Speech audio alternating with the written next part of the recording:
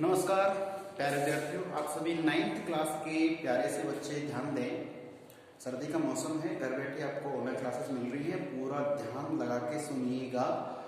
ये जो पाठ है महादेव वर्मा का, उनकी जीवनी है, उनके बचपन का एक जीवनी तो खैर ज़्यादा नहीं, बट उसके बचपन को लेकर एक उनका आत्मपरिचय मान के चलिए लिखा हुआ है। तो ये देखिए कि जो सुभद्रा कुमारी मतलब महादेव वर्मा है, उन्होंने अपने बचपन से, आप देख रहे हैं जो भी उसने किया ना, वो सारे काम लिखे इसमें। तो अब देखिए कि वो किस प्रकार कार्य करते थे। तो कहीं ना कहीं ऐसा लगता है कि अभी के मुहावरा बोलते हैं ना, पोत के पग पालने में दिख जाते हैं, लोकोक्ति है। तो कि जो बच्चे ना जिस तरीके से खेलते कूदते, उसी से पता चलता है कि बच्चे किस क्षेत्र में जाएंगे, क्या बनेंगे। तो महादेव वर्मा के खानदान में, परिवार में 200 वर्षों तक लड़की का जन्म हुआ नहीं या होने नहीं दिया, जो हुई उनको मौत घाट कर दिया गया। और बाद में इनके दादा जो थे, उनको लगा कि हाँ, घर में लड़की का तो होना जरूरी है।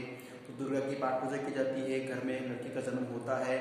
और फिर उस लड़की को कुछ बनाने के लिए दादा जो उर्दू फारसी जानते थे, लेकिन ये बेचारी संस्कृत उर्दू फारसी से दूर भागती है, और फारसी से। तो फिर उन्होंने हिंदी संस्कृत इनका तो फिर भी अच्छा अध्ययन कर लिया है। अब बात करते हैं कि सुभद्रा कुमारी चौहान से इनकी मुलाकात हो गई थी छात्रावास में। और सुभद्रा कुमारी चौहान जो कविताएं लिखती थी, उसी से इनके ऊपर भी प्रभाव पड़ा कि भाई मुझे भी कविता लिखनी है। और ये कविता लिखती हैं, काफ़ी दिन हो जाते हैं। और आपने लास्ट में देखा था कि इन्होंने बहुत से अवार्ड जीते हैं, ठीक है, बहुत से प्रोग्राम जीते हैं। और जब जब भी कवि सम्मेलन में जाती थी, तो प्रथम पुरस्कार से इन्हें नवाजा जाता है। इसका मतलब यही फर्स्ट आती थी। और एक बार तो इन्हें चांदी का एक कटोरा मिल गया था। तो कटोरा जब मिला तो ये बड़ी खुश हुई, और आकर के इन्होंने सुभद्रा कुमारी चौहान जी को बताया कि देखो आज मुझे ये मिला है। सुभद्रा जी ने कहा कि ठीक है, तो मुझे इसमें खीर बना के खिलाओ, तब अच्छा लगेगा। चलिए, तो ये बनाने वाले थे कि उसी समय वहाँ पे आनंद भवन से गांधी जी इनसे मिलने आया करते थे कभी कभार। तो ये जो छात्रावास में रहने वाली जो लड़कियां थी, ये सब कभी 1 रुपया 2 रुपया इस तरह से अपनी बचत में से निकाल करके और देश हित में ये दिया करती थी। तो गांधी जी वो पैसे लेने आए थे, लेकिन गांधी जी जैसे दरवाजे पे आए, तो आप जानते हो कि होता है बचपन ऐसे। तो महादेव वर्मा को जो मिला था कटोरा ला के दिखाया कि देखो बाबू, मुझे मिला है। तो बाबू जी बोले वाह, दिखा। तो देखा, और देखने के बाद बोले वाह कितना अच्छा है, मुझे देती है, ऐसे उन्होंने समाज में कहा। तो अब महादेव वर्मा मना भी तो नहीं कर सकते, इतने बड़े उनके लिए बड़े महान बापू उनके। तो उन्होंने कहा ठीक है, मना भी नहीं किया, वो ले गए, वो ठीक है मैं ले जाता हूँ। अब वो ले जाकर उसे क्या करेंगे वो तो वही जाने। लेकिन महादेव भी थोड़ी सी मायूस हुई, चले गए अंदर जाके। सुभद्रा कुमारी चौहान जी ने बताया कि बापू आए थे, मैंने तो कटोरा बापू को दिखाया, बापू तो ले गए। सुभद्रा कुमारी चौहान देखिए शुरू से ही थोड़ी बेबाकपन, दबंग, अच्छा फिजिकल भी उनका रहा, बहुत हट्टे कट्टे दबंग रहे वो, और बोलचाल में भी अच्छे थे। और उनकी जो कविता सुनोगे ना, अचंभा करोगे, इतनी देशभक्ति की, इतनी जुनून की कविताएं हैं। तो उन्होंने कहा कि अच्छा जाओ जाओ और दिखाओ बापू जी को। दिखाने गई थी, कटोरा धमकाया उन्हें थोड़ा सा कि ऐसे कोई अवार्ड ना दिखाता है। अब ले गए, अब भुगतो, लेकिन मुझे पता नहीं, मुझे तो आप खीर बनाकर खिलाइए, चाहे आप फूल की कटोरी। अब फूल का मतलब है ये अपने जो चांदी होती है, चांदी, इसको सिल्वर बोलते हैं। तो चांदी की जैसी एक धातु होती है सिल्वर, उसे कहते हैं ना, जो मुड़ तुड़ जाता है, वो अलग चीज होती है। उसके बर्तन चलते थे, मैंने खुद ने अपने घर में देखे हैं दादी के पास में। तो उसे फूल की कटोरी कहा जाता है। ये प्रश्न आएगा इसमें, फूल कटोरी।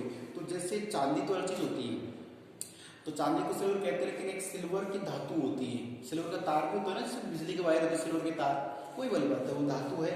उसकी कुछ बर्तन होते थे, तो उसको नॉर्मल सा कि भाई तू चाहे फूल की कटोरी जो होती है ना, उसमें ही बना के खिला, लेकिन मुझे तो खीर उसमें खिला, ये सब करते। और उसको उन्होंने खीर खिलाई भी होगी। और कुछ दिनों बाद सुभद्रा कुमारी चौहान जी वहां से छात्रावास को छोड़कर चली गई। कोई भी कारण हो सकता है, पढ़ाई पूरी हो गई या कोई और काम, तो वो चली जाती हैं।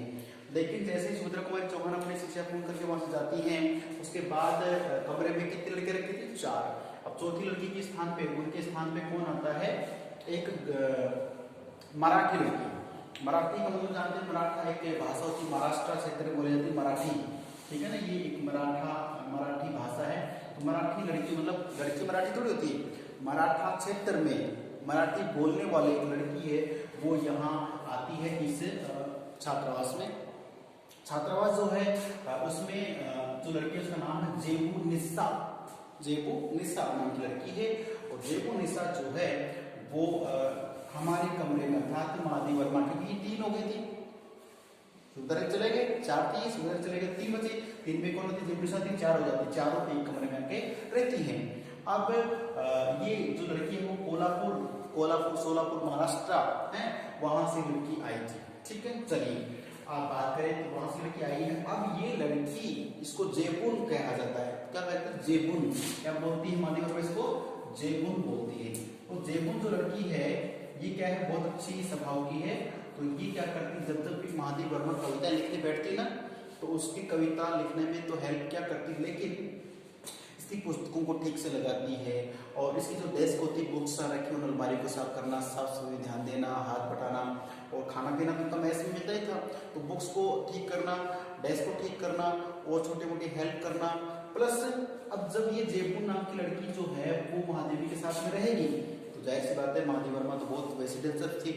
इस जेबुन से क्या सीख उन्होंने मराठी जो भाषा, कौन सी भाषा सीख ली, मराठी, जो मराठी भाषा थी वो सीख ली किसने, महादेवी वर्मा ने, लेकिन ज्यादा नहीं है, थोड़ी थोड़ी बात जो शब्दावली थी वो सीख ली।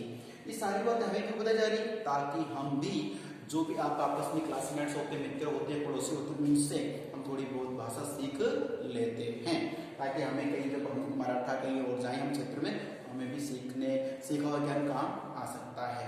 तो ये महादेवी वर्मा के बचपन के दिन हम पढ़ रहे हैं इस प्रकार से, और आगे का जो क्वेश्चन है देखते हैं अगले वीडियो में। तब तक के लिए नमस्कार, धन्यवाद।